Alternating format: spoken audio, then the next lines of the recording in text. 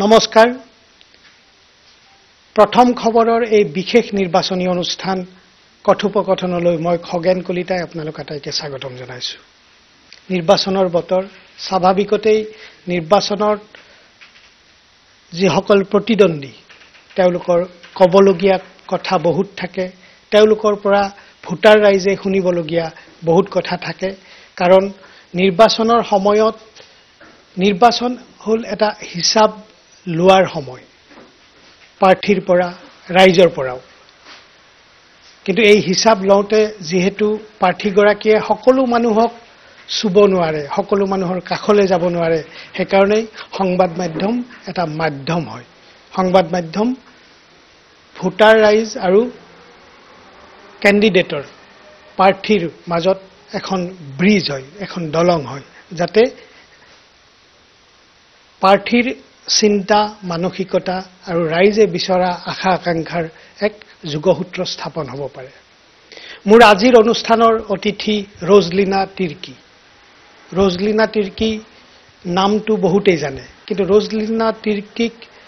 সম্ভৱত টিভিৰ পৰ্দাত বা অন্য ধৰণেও ভোটাৰ ৰাইজেই হওক বা অসমৰ ৰাইজে খুব কম দেখিছে তেখেতৰ কথা খুব কম শুনিছে কিন্তু ৰজলিনা তিৰ্কি এগৰাকী সাধাৰণ জনগোষ্ঠীৰ যুৱতী নহয় হয় মই এই কথা অন্তৰেৰে বিশ্বাস কৰোঁ ৰজলিনা তিৰ্কি এগৰাকী উচ্চ শিক্ষিতা জনগোষ্ঠীৰ যুৱতী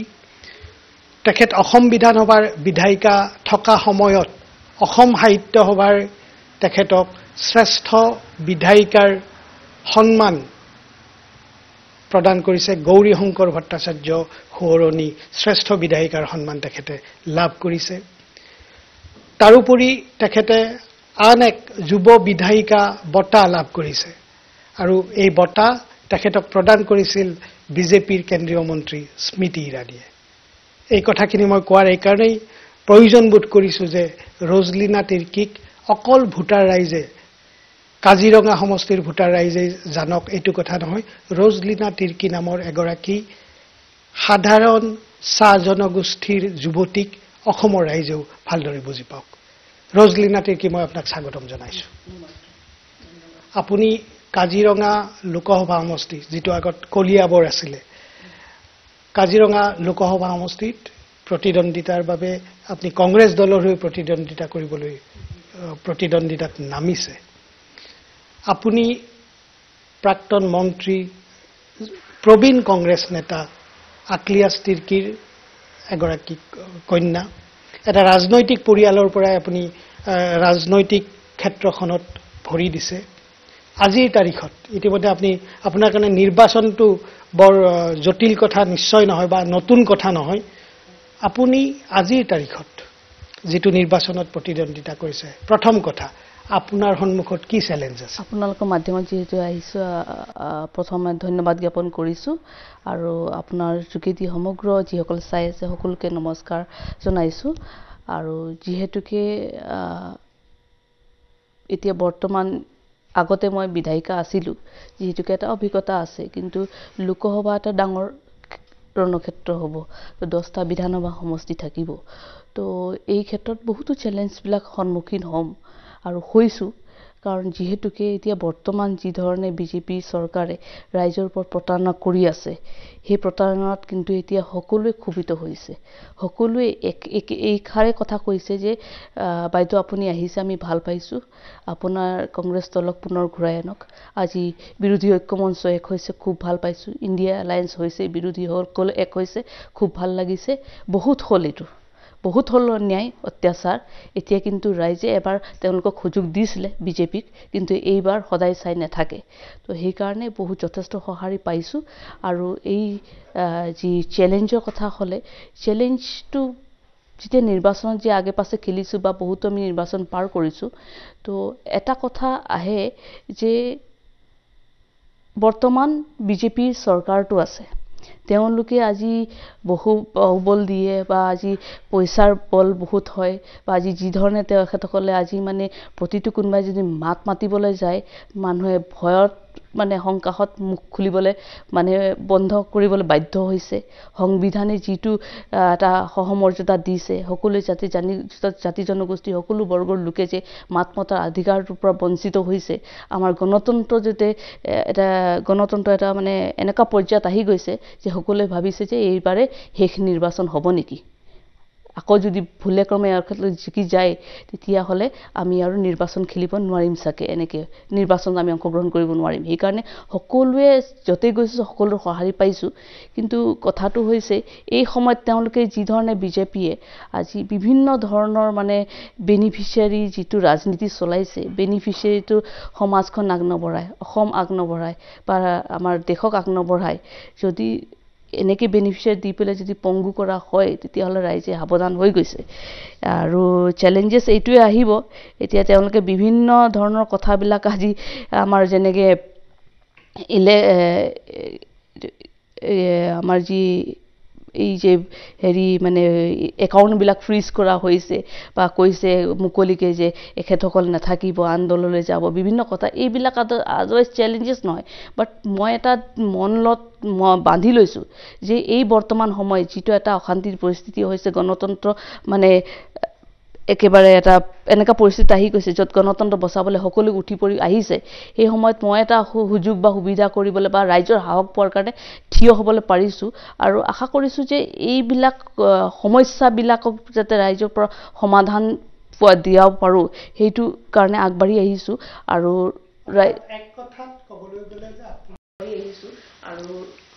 এক কথাত ক'বলৈ গ'লে যে আপোনাৰ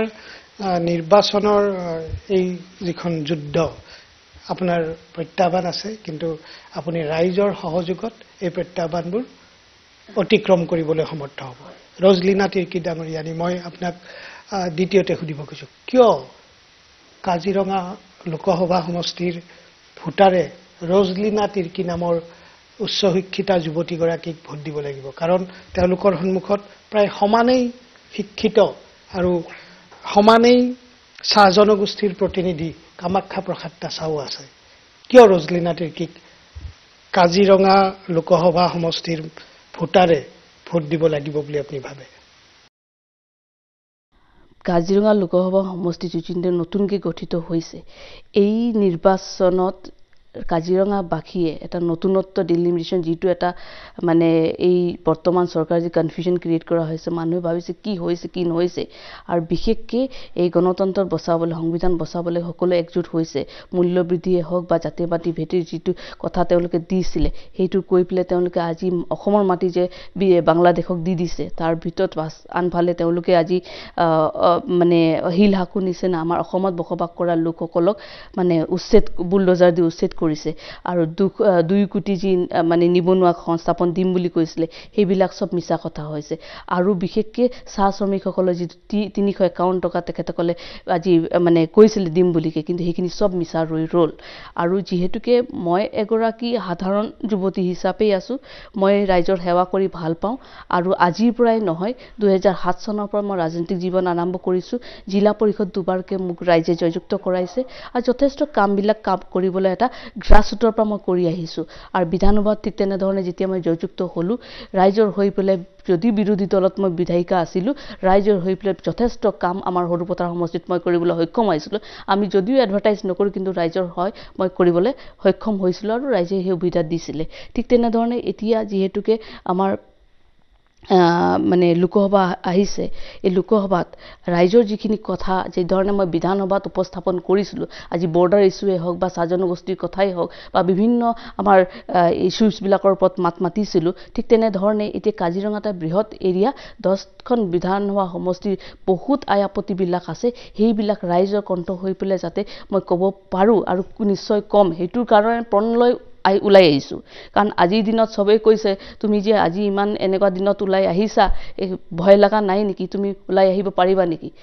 আজি যদি আমাৰ নিচিনা যুৱক যুৱতীসকলে যদি ওলাই নাহে মহিলাহঁতে যদি ওলাই নাহে তেতিয়াহ'লে কোনে থিয় দিব সেইকাৰণে আজি সমগ্ৰ ৰাইজৰ পৰিস্থিতি বা আমাৰ অসমীয়া ৰাইজৰ যেতিয়াকে মই অসমীয়া যুৱতী হিচাপে আজি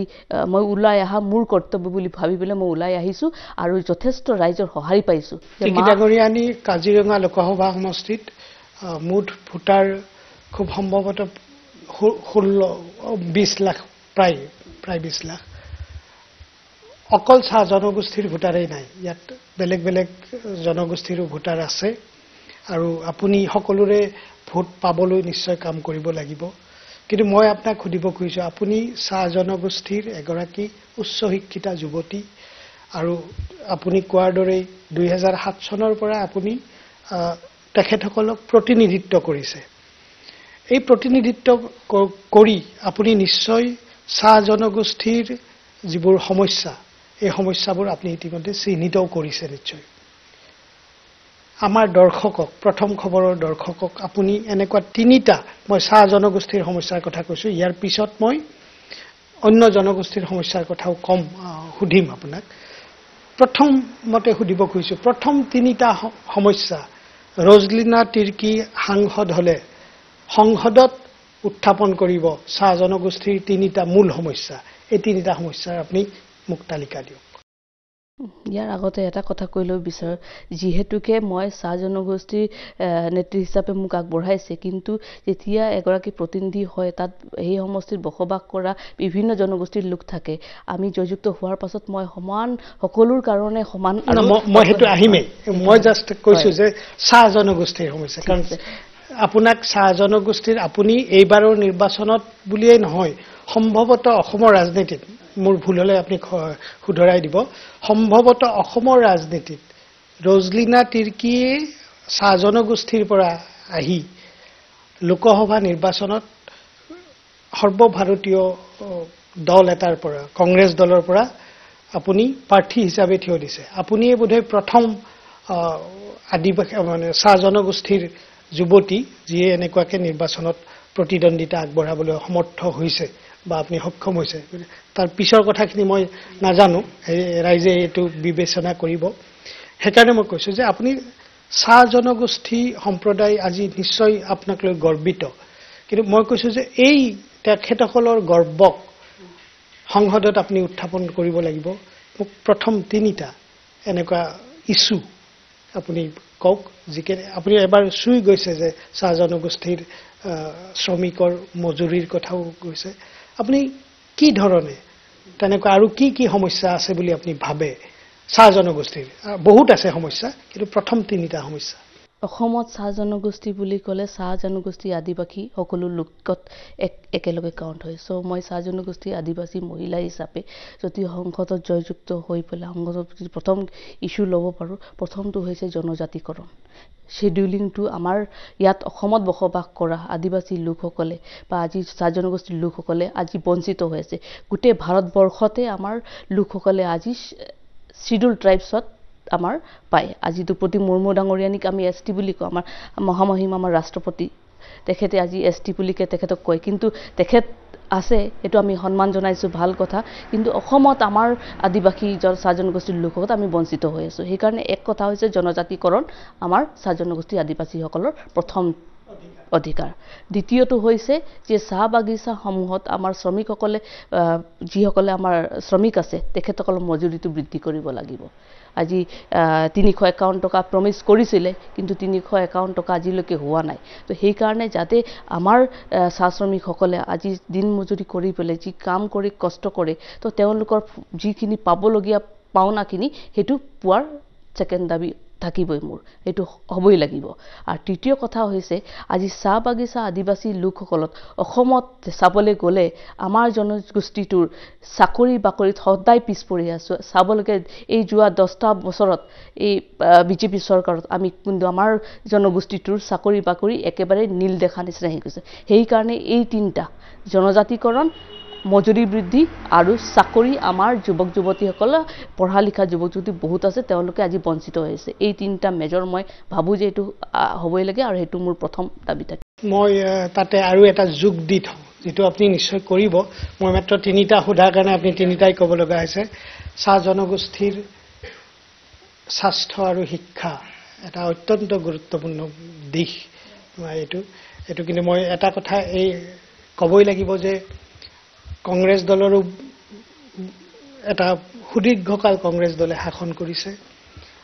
এতিয়া বিজেপি দলে শাসন কৰি আছে ঠিক আজি বিজেপি দলক চাহ জনগোষ্ঠীৰ বঞ্চনাৰ কাৰণে যদি দাবী কৰা হয়, তেওঁলোকক দায়ী কৰা যদি হয়, তেনেহলে কিন্তু কংগ্ৰেছ দলেও এই দায়িত্বৰ পৰা হাত সাৰিব নোৱাৰে। মই জাষ্ট কথাটো উনুকিয়াই থৈছো, বিশেষকৈ স্বাস্থ্য আৰু শিক্ষাৰ ক্ষেত্ৰত। আশা কৰোঁ যে আপুনি সাংসদ হলে অন্তত এই বিষয়বোৰ ইতিমধ্যে আপুনি আপোনাৰ যিটো মানসিক দৃঢ়তা আপুনি আপোনাৰ বক্তব্যত প্ৰকাশ কৰিছে, এই মানসিক দৃঢ়তাৰে আপুনি বাকি বিষয়বোৰো নিশ্চয় আপুনি উত্থাপন কৰিব। এতিয়া মই যিহেতুকে যেনে তিনিটা সুধিলে, সেইকাৰণে মই তিনিটা কলো, কিন্তু স্বাস্থ্য আৰু আমাৰ শিক্ষা মেইনলি আমাৰ যদি প্ৰাইমেৰী এডুকেশ্যনটো প্ৰপাৰ নহয় চাহ বাগিচা আৰু আমাৰ আদিবাসী অঞ্চলবিলাকত, তেতিয়াহ'লে কেনেকৈ আগবাঢ়িব, নহয় জানো? সদায় বঞ্চিত হৈ থাকিলে। আৰু ঠিক তেনেদৰে স্বাস্থ্যবিলাক খুব উন্নতিকৰণ হ'ব লাগিব, আৰু তাৰ লগত বহুতখিনি আছে, সেইখিনি আমি চব এড্ৰেছ কৰিব লাগিব। কিন্তু মই আপোনাক এটা কথা কওঁ, যোৱা সময়ছোৱাত এই নিৰ্বাচনী সময়তে আমি কিছু বিজেপিৰ মানুহক লগ পাইছো। তাৰ ভিতৰত বিজেপিৰ এগৰাকী মন্ত্ৰী, যিজনে চাহ জনগোষ্ঠীক প্ৰতিনিধিত্ব কৰিছে অসম বিধানসভাত, তেখেত মন্ত্ৰীও হয়। তো তেখেতে আমাৰ লগত কথা বতৰা পাতোতে তেখেতে কৈছে যে কিছুমান বস্তু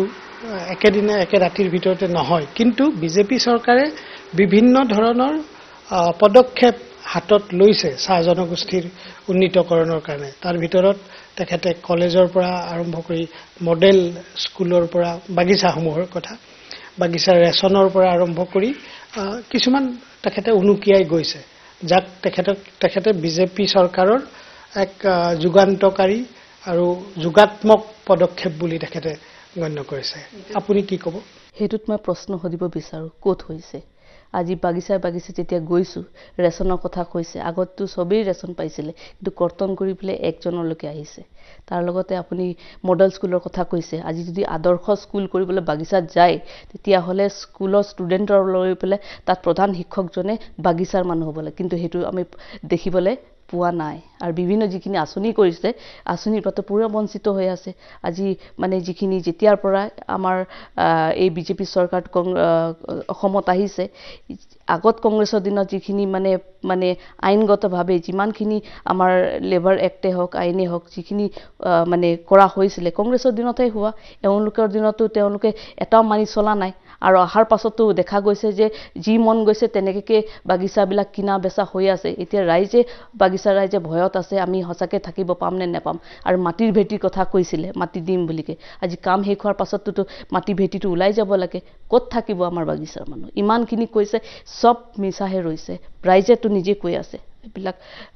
গ্ৰাউণ্ড ৰিপৰ্টত নিশ্চয় আপোনালোকে পাইছে। কিন্তু যিমানখিনি কৈছে, একো তেনেকৈ মুখেৰে ফুলজাৰিহে দিছে, কিন্তু হাতত মানুহে কামটো গ্ৰাউণ্ডত হোৱা নাই। আপোনাৰ যি পৰ্যবেক্ষণ, এই পৰ্যবেক্ষণক নিশ্চয় শলাগিব লাগিব। ইয়াৰ লগতে মই আগতে কৈছিলোঁ যে অন্য জনগোষ্ঠীৰ, চাহ জনগোষ্ঠীক বাদ দি অন্য জনগোষ্ঠীৰ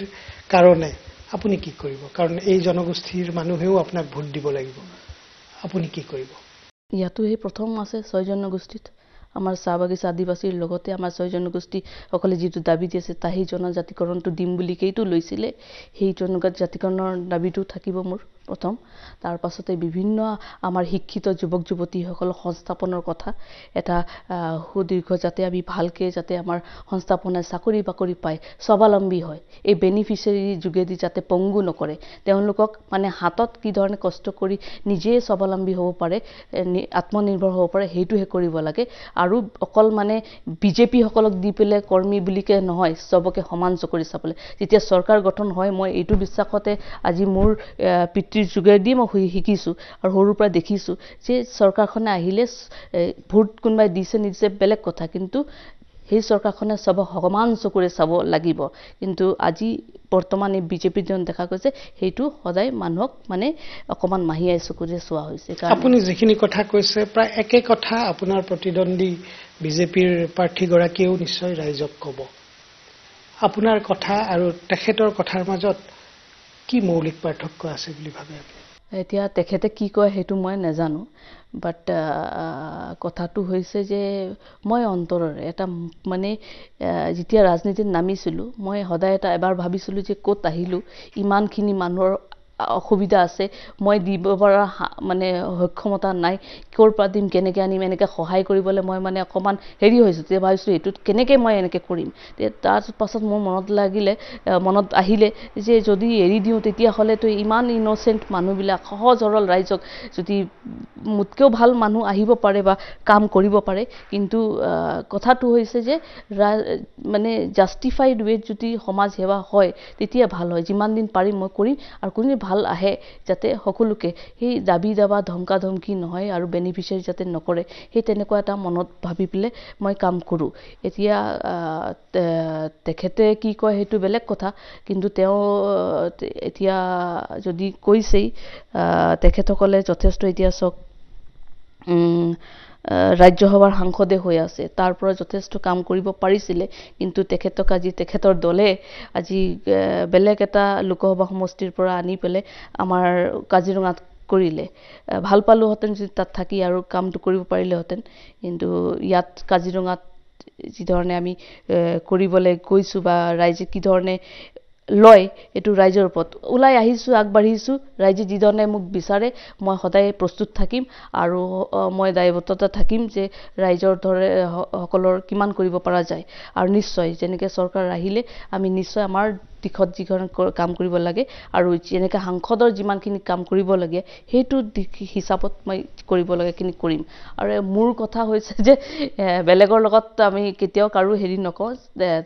চবকে সন্মান জনাওঁ। তেখেতেও এটা দলৰ পৰা এটা প্ৰতিনিধিত্ব হৈছে, নিশ্চয় তেওঁ যথেষ্ট অভিজ্ঞতা আছে, আৰু আশা কৰিছোঁ মানে আৰু ভাল যাতে তেওঁলোকৰ বৰ্তমান এতিয়া অসমতো চৰকাৰ আছেই, তো ভাল কাম যাতে হয় তাৰে কামনা কৰিছোঁ। ৰজলিনা তিৰ্কী ডাঙৰীয়ানে আপোনাৰ যি ব্যক্তিত্ব, এই ব্যক্তিত্বৰে আপুনি নিশ্চয় আপোনাৰ প্ৰতিদ্বন্দ্বী প্ৰাৰ্থীৰ কথা বেয়াকৈ নকয়। মই সেইকাৰণে মই কিছু ৰৈ যাব লগা হৈছে। যে মোৰ প্ৰশ্নটো আচলতে আছিল যে কামাখ্যা প্ৰসাদ তাছাক কাজিৰঙা লোকসভা সমষ্টিৰ অন্তৰ্গত যিমানখিনি ভোটাৰ আছে, এই ভোটাৰ ৰাইজে কিয় ভোট দিব নালাগে, মোৰ প্ৰশ্নটো আচলতে সেইটো হ'ব কৈছিল। কিন্তু আপোনাৰ ব্যক্তিত্বৰে আপুনি যি ধৰণে কথা ক'লে, যে মোৰ লাগিছে যে আপুনি অন্তত আক্ৰমণাত্মক হৈ চাগে কথা নক'ব, কিন্তু তথাপিও ৰাইজে আপোনাক সুধিব আমি কিয় কামাখ্যা প্ৰসাদ তাছাক চুজ কৰিব নালাগে, ভোট দিব নালাগে,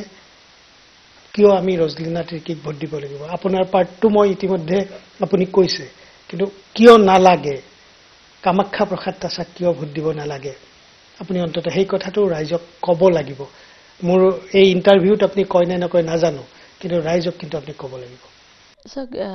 তেখেতো সন্মানীয় ব্যক্তি, সাংসদ আগতো আছিলে, ৰাজ্যসভা চিটিং MP আছে, দাদা বুলিয়ে সম্বোধন কৰোঁ। আৰু মই ভাল পাইছিলোঁ চাহ জনগোষ্ঠীৰ পৰা যদি যি দলৰ পৰাই নহওক এটা কাম কৰিবলৈ সুবিধা পাইছে, বা যিনে নহওক ৰাইজে জয়যুক্ত কৰি পেলাই প্ৰতিনিধিত্ব কৰে, আৰু সেই যোগেদি ৰাইজক সহায় বা সেৱা আগবঢ়াব লাগে।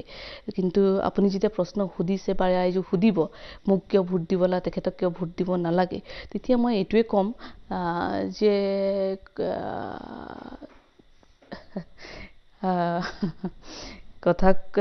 কথাটো হৈছে যে কাজিৰঙাটো যি ধৰণে এটা গঠিত হৈছে, তাত যি ধৰণে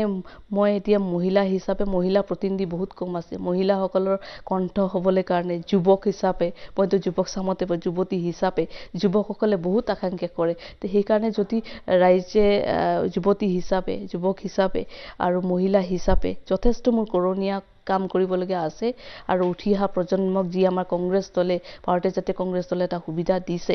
আৰু বিশেষকৈ যিহেতুকে গ্ৰাছৰুটৰ পৰা কাম কৰি আহিছোঁ, মোৰ যথেষ্ট অভিজ্ঞতা আছে, আৰু আগন্তুক সময়ত সেৱা কৰিবলৈ ইচ্ছা আছে, সেই ইচ্ছাটো কৰিম। আৰু বিশেষকৈ মই একেবাৰে আমাৰ অঞ্চলটো যিহেতুকে মই স্থানীয় ইয়াৰ হয় কাজিৰঙাৰ, ইয়াৰ স্থানীয় কথাবোৰ মই ভালকৈ বুজি পাওঁ, কাৰণ যি ঘৰত থাকোঁ সেই ঘৰৰ কথাবিলাকতো আমি জানোৱেই। সেইকাৰণে মই বেলেগ ঘৰত গৈ পেলাইতো কাম কৰিব নোৱাৰোঁ, অকণমান মানে নতুন লাগিব। সেইকাৰণে ঘৰৰ কাম মই ঘৰত কৰিবলৈ ওলাইছোঁ, দলে আগবঢ়াইছে। সেইকাৰণে মই ভাবিছোঁ মোৰ এই ঘৰখন, এই কাজিৰঙা লোকসভা সমষ্টিখন মোৰ নিজৰ আপোন ঘৰ হয়, নিজৰ জীয়াৰী, নিজৰ বাইদেউ, নিজৰ মানে ভণ্টি বুলিকে মোক ৰাইজে আগবঢ়াব বুলি ভাবিছোঁ। আপোনাক কামাখ্যা প্ৰসাদ তাছাই আপোনাক যোগাযোগ কৰিছেনে, বা আপুনি কামাখ্যা প্ৰসাদ তাছাক যোগাযোগ কৰিছেনে? চাওক, যিহেতুকে আমি যথেষ্ট মানে বিপৰীত,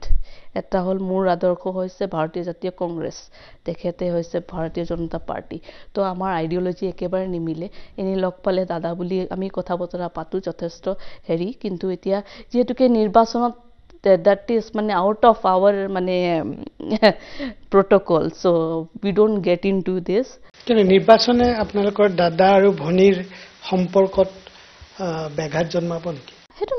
মানে কি হৈছে কথাটো হৈছে মোৰ আইডিঅলজি হৈছে ভাৰতীয় জাতীয় কংগ্ৰেছ, মোৰ জাতিৰ পিতা মহাত্মা গান্ধী যি আদৰ্শত দেখাই আমাক দেশ স্বাধীন কৰি এটা আদৰ্শত মই আৰম্ভ হৈছোঁ। মোৰ দেউতাৰ কাৰ্যকালত মই দেখিছোঁ, সৰুৰ পৰাই দেখিছোঁ বা স্বৰাজ জনগোষ্ঠীত কি ধৰণে আই আপত্তিবিলাক হৈছে সেইখিনি দলৰ পৰা দিছোঁ। গাঁৱত জিলা পৰিষদ কাম কৰি পেলাই মই গাঁৱৰ ৰাইজে কি কৰিছে এইবিলাক, আৰু যিটো দলৰ আদৰ্শ, এই আদৰ্শ যিটো ছেকুলাৰিজিমৰ কথা হয়, যিটো আমাৰ সামাজিক ন্যায়ৰ কথা হয়, এইবিলাকত মই বিশ্বাস কৰোঁ। সেইকাৰণে সম্পূৰ্ণ বিপৰীত তেখেতসকলৰ। তো সেই হিচাপে মানে এইটো সময়ত কেনেকৈ আমি লগ ভাগ পাম,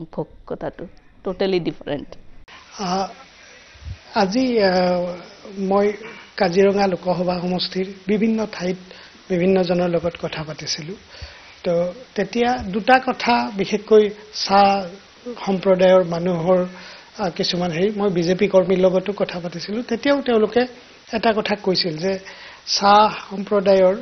চাহ জনগোষ্ঠীৰ প্ৰতিনিধিৰ সংখ্যা কিছু কমিছে আৰু এতিয়া আৰু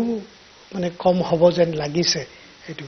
এতিয়া দেখা গৈছে যে দুজন ৰাজ্যসভাৰ সাংসদ,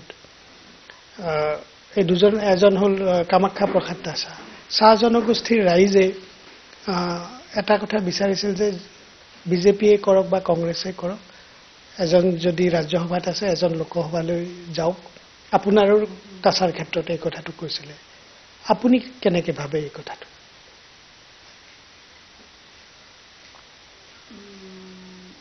বা আপুনি কামাখ্যা প্ৰসাদ তাছাক কি ক'ব যে আপুনি ৰাজ্যসভাতেই থাকক, মই অন্ততঃ লোকসভালৈ যোৱাৰ সুবিধা পাইছোঁ আৰু ই এক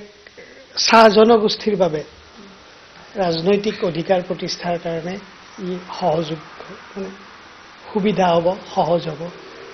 যেনেকৈ আপুনি ক'লে যে আপোনাক ঘূৰোতে আপুনি গম পাইছে যে বহুত ৰাইজে কৈছে যে আগতকৈ চাহ জনগোষ্ঠীৰ মানে ৰাজনৈতিক যিটো আমাৰ ৰিপ্ৰেজেণ্টেশ্যনটো কমি আহিছে। হয়, বিগত সময়ত আমাৰ যেতিয়া কংগ্ৰেছ চৰকাৰ আহিছিলে তেতিয়া আমাৰ বহুত মন্ত্ৰী বিধায়ক আছিলে আৰু ঠিক তেনেধৰণে আমাৰ সাংসদো আছিলে বা ইউনিয়ন মিনিষ্টাৰো আমাৰ আছিলে। কিন্তু ক্ৰমান্বয়ে যেতিয়াৰ পৰা বিজেপি আহিছে আমি সেইটো অকণমান কম হোৱাৰ হয়তো মানে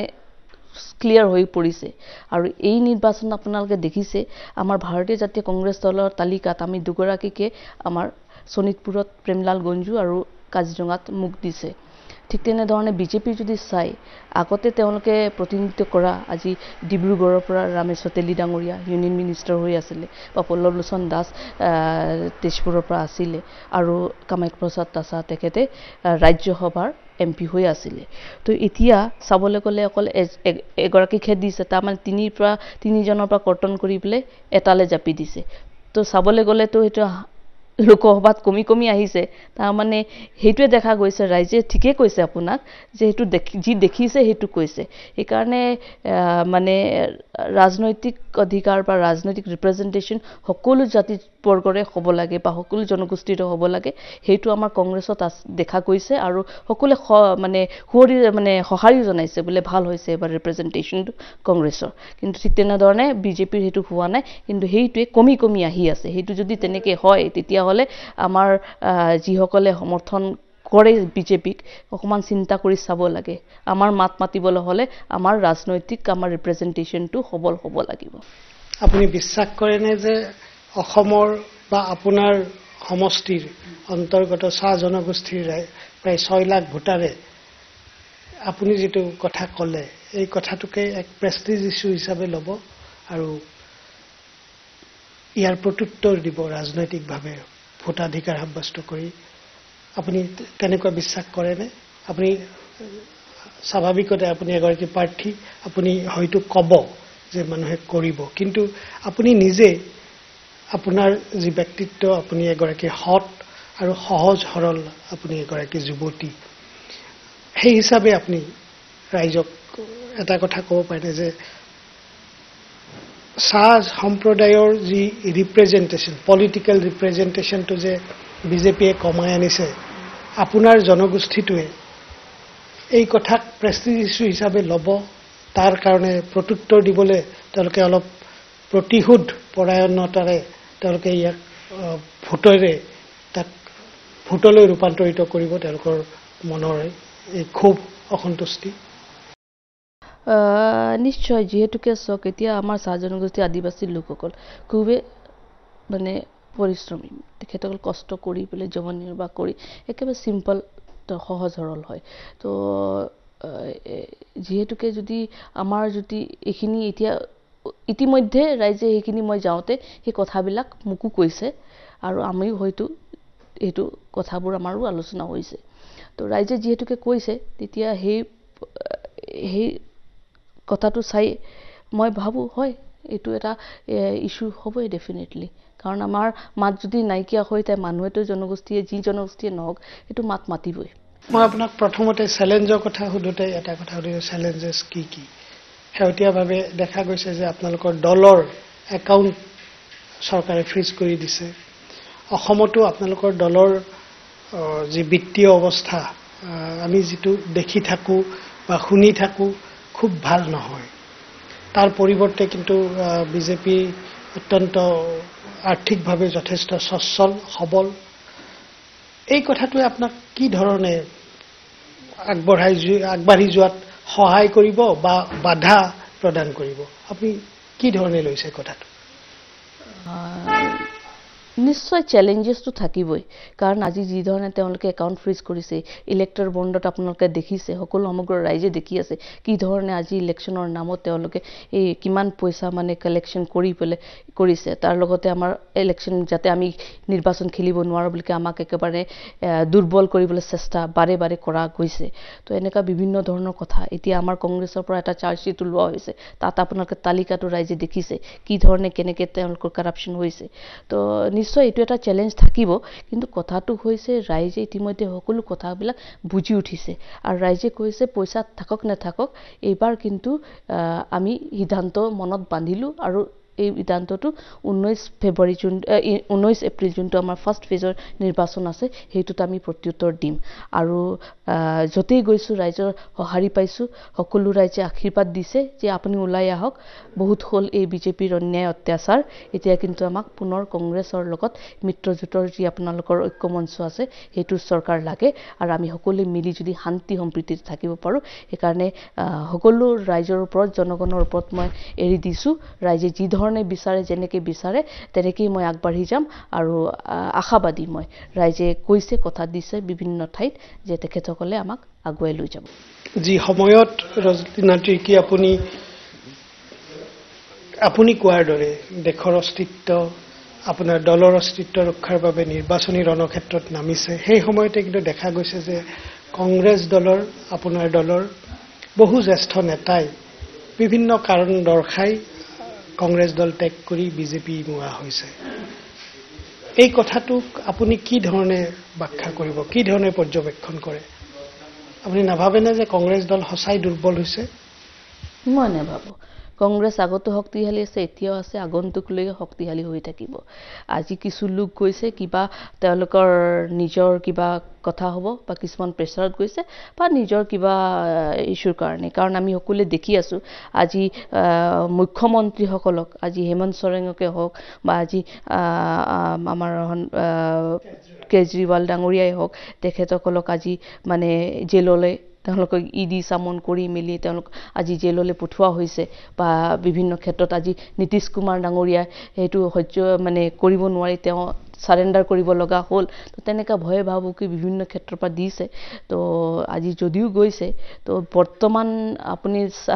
আমি যদি চাওঁ বা ৰাইজে চবেই কৈছে যে এইটো এটা মানে এই পুৰণা বিজেপি সকলে যিসকলে দলটো বনাই পেলে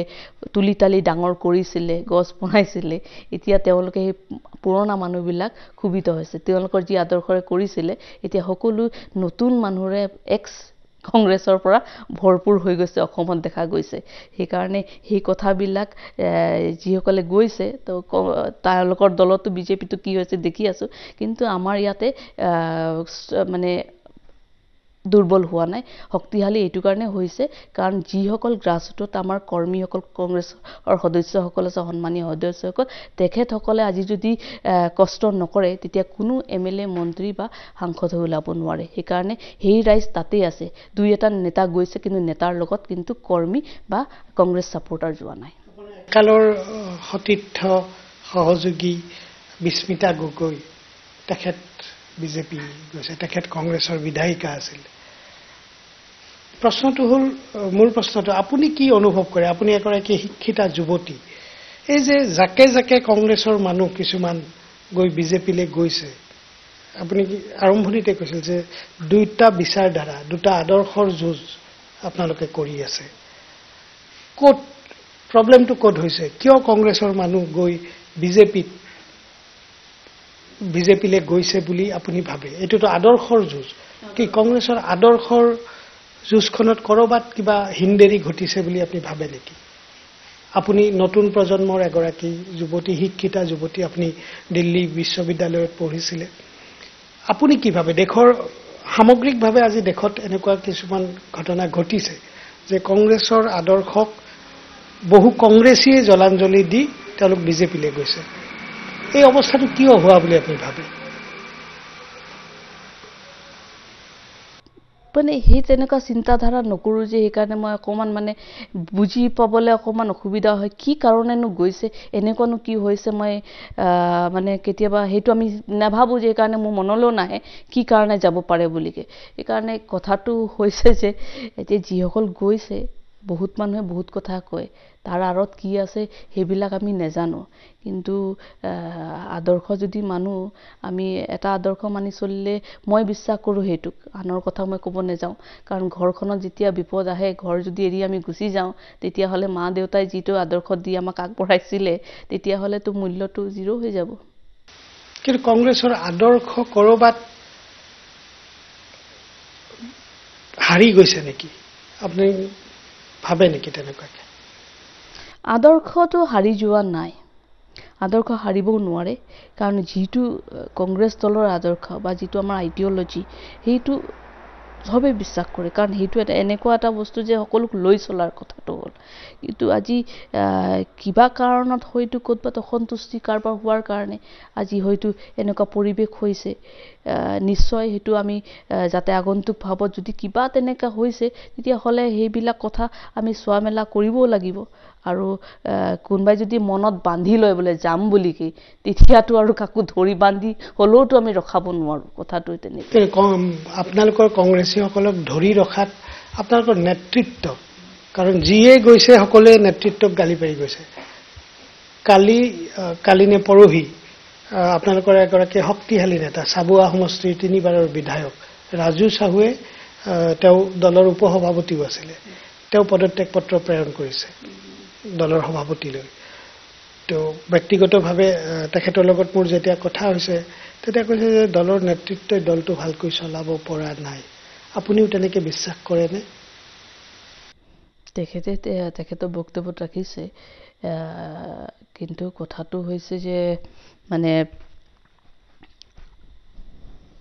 যদি কোনোবাই তেখেতৰ কথা কোৱা নাই ইন জেনেৰেল যিসকল আজি এটা দলৰ পৰা আনটো দললৈ গ'লে তেওঁলোক স্বাভাৱিক হৈ যায় যে সেইটো দলত গৈ পেলাই আন ইটো দলৰ অকমানটো গাবই লাগিব তেতিয়া এইটো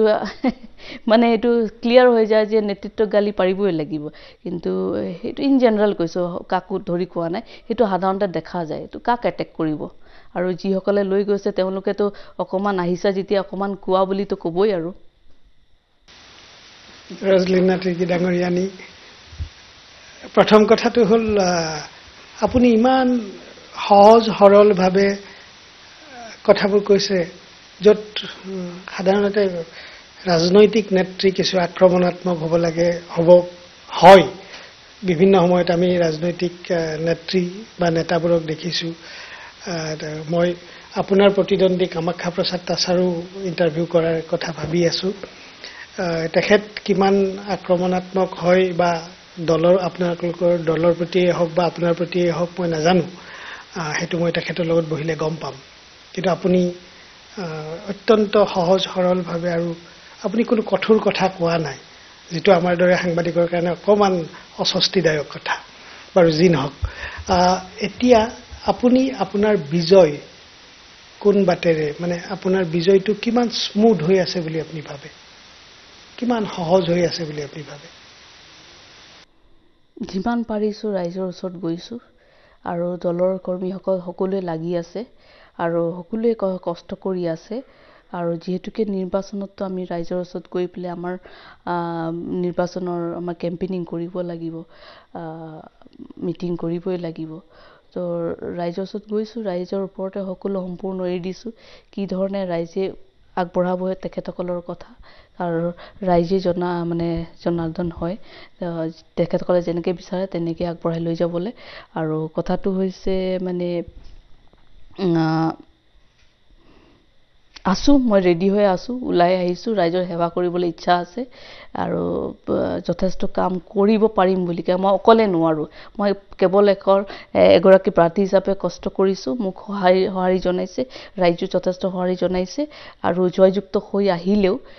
মই অকলে নহয়, মোৰ লগত সমগ্ৰ এই 10টা বিধানসভা সমষ্টি, কাজিৰঙা লোকসভা সমষ্টি, প্ৰতিজনেই মোৰ লগত আজি সংসদলৈ কণ্ঠ হৈ পেলাই মোৰ যোগেদি মাত মাতিবলৈ কাৰণে এটা সুবিধা মই সদায় ৰাখিম। আপুনি বিধায়িকা আছিলে আৰু স্বাভাৱিকতে আপোনাৰ এটা ৰাজনৈতিক দূৰদৃষ্টিও নিশ্চয় আছিলে। সমষ্টি পুনৰ নিৰ্ধাৰণে আপোনাৰ প্ৰাৰ্থিত্বক বা আপোনাক নিৰ্বাচনী প্ৰচাৰেই কওক বা অন্য কথাই কওক, সমষ্টি পুনৰ নিৰ্ধাৰণে আপোনাক কিবা অসুবিধাত পেলাইছেনে?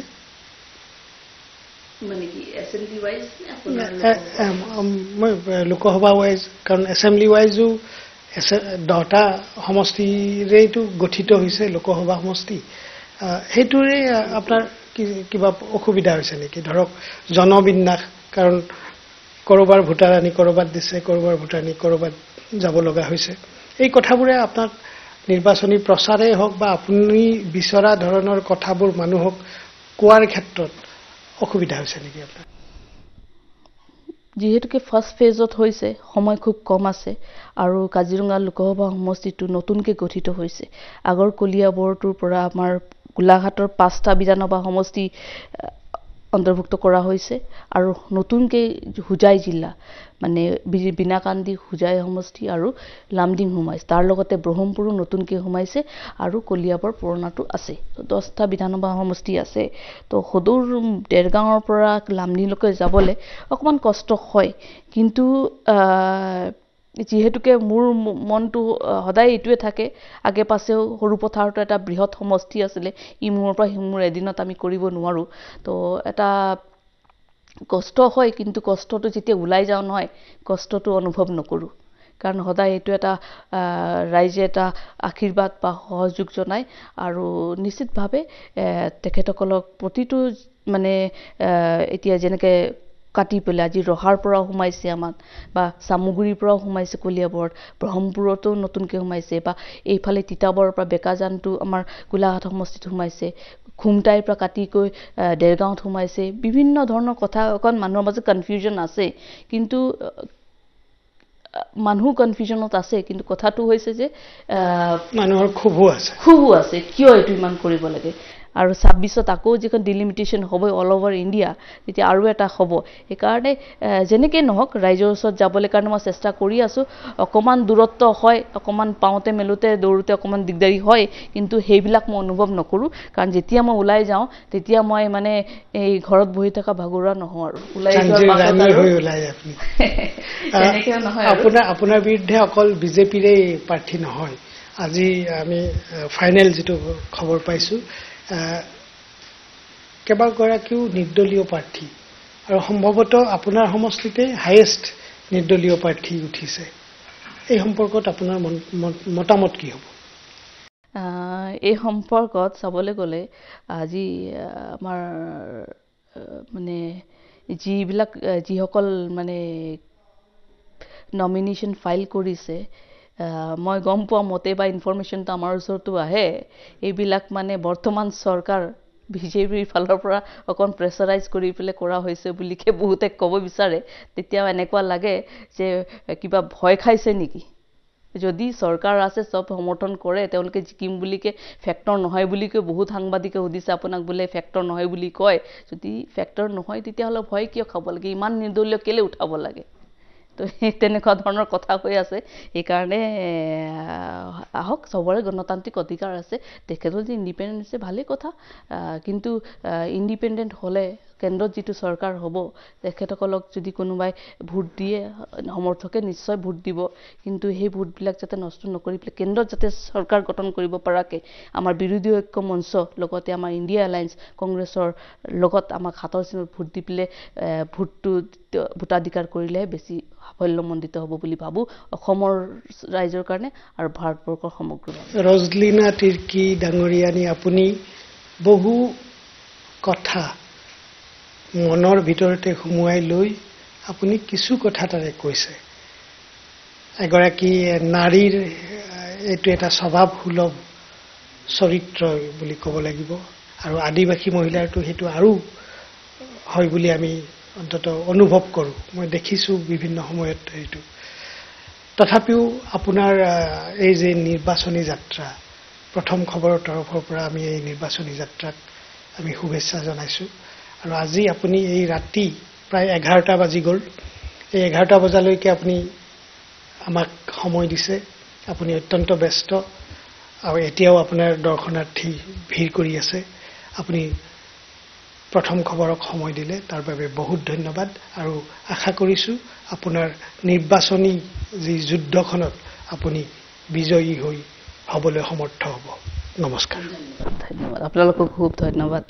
আপোনালোকে যথেষ্ট কষ্ট কৰিছে আৰু ৰাইজৰ কণ্ঠ যাতে সকলোকে গৈ পায় সেইটো মই আশা কৰোঁ